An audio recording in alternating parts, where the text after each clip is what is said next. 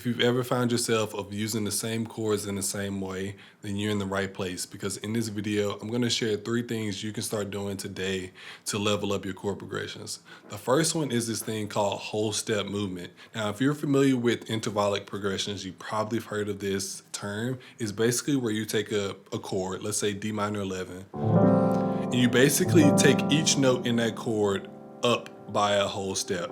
So this D minor 11 now becomes an E minor 11. Now, taking advantage of this thing called Wholestep movement, it can allow you to construct these really interesting chord progressions. So you can imagine, I could do a chord progression where I'm utilizing this D minor 11. I could do something like, right?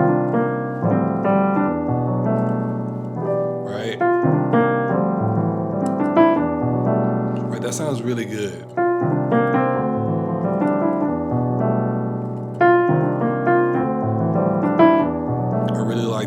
This whole idea of whole step movements. Now, one thing I like to do with this is I like to take it a step further. Now, rather than just moving each note up by a whole step, I like to rearrange the notes up a little bit. So rather than just doing,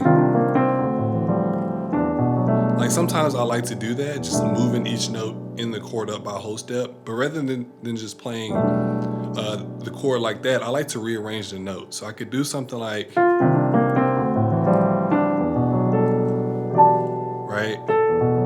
Instead of doing that, I'm doing,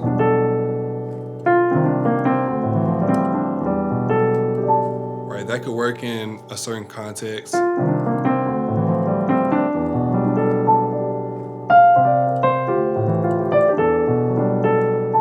Right? This whole step movement gives you the flexibility to move in a lot of different directions. The second thing you can do is go to major 9 sharp 11 chords. Let's say I'm in the key of D minor.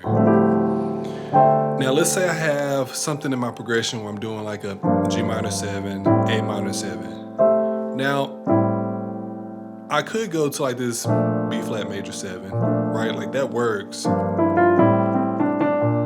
Right, but that's kind of like an expected thing to do. Like that sounds really good, but that's kind of like the chord that you could go to pretty often, right? But instead of doing that, what if I did something like,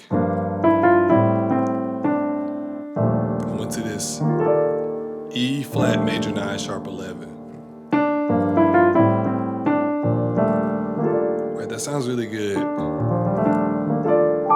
Now, how did I know to go to that E flat major 9 sharp 11? All right, so I played this G minor 7, then I went to this A minor 7. Now, if you look at the bass, I'm playing an A. Now, what's the 5th of the A major scale? Well, it's E. If I go down a half step, I'm in the E flat. So I can play E flat major 9 sharp 11. So, right, that's kind of like a really unique and really beautiful way to incorporate into your chord progressions. Play that E flat major 9 sharp 11, or just in general a major 9 sharp 11 chord. It just sounds really good. Before I move on to the third thing, I want to tell you about my free course that's being released on Friday. It's called Idea to Progression. It's basically a course that's designed to help you get unstuck. One of the biggest challenges that artists have is they really don't know how to go from an idea to a progression. It can be so difficult to really just get things out of your head or really be inspired, right? First you have to be inspired and then create something that that you actually want to put out into the world. So I created a course that kind of like walks you through how I like to go about it, or a way I like to go about creating progressions. And it all starts from an idea. Well, first being inspired, then creating an idea from that, and then creating a progression that I want to share with other people. So yeah, make sure that you're tapped in so you don't miss out on this free course that I'm releasing on Friday. The third thing you can begin to use is the circle of fifths. Now, if you're not familiar with this topic, it's basically this idea where it shows you how closely related or unrelated scales are to each other. If I look at the C major scale, all right, now if I play the scale that's the 5th note of the C major scale, which is G, if I play a G major scale, well, okay, so the only thing that's different between the C major scale and the G major scale is the F and F sharp. In the C major scale, I'm playing an F, and then the G major scale, I'm playing F sharp. So the C major scale and the G major scale are very closely related. Now, a way I like to use the circle of fifths is if I'm playing a chord, let's say like a G minor chord, if I'm playing this chord, well, what's the fifth note out of the G major scale? Well, it's D. Can I play some type of D chord? What would that sound like? So I could do something like, right, that sounds pretty good. Typically, you know, you could go from like a G minor chord to like a minor chord. Like that sounds good. But what if instead of doing that, I could do, that sounds really good.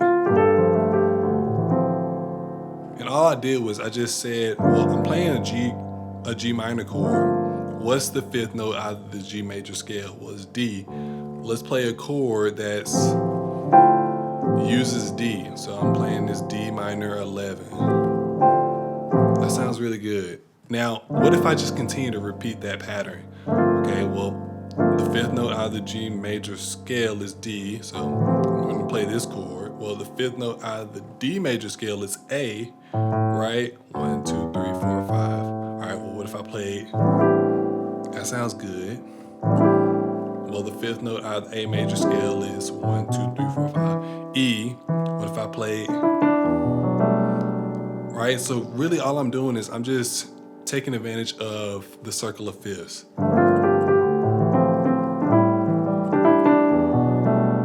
Right? I'm just playing around with chords that's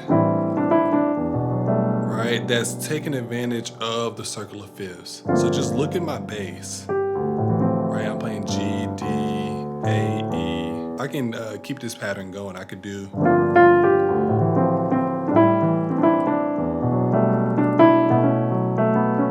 right? I could keep going. I could do.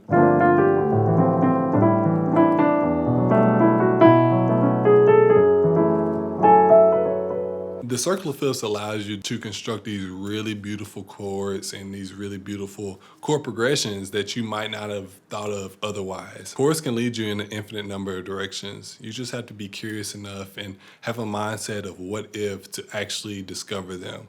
Now, the question of the day is, was any of these three things new information? Let me know in the comments and I'll see you in the next one.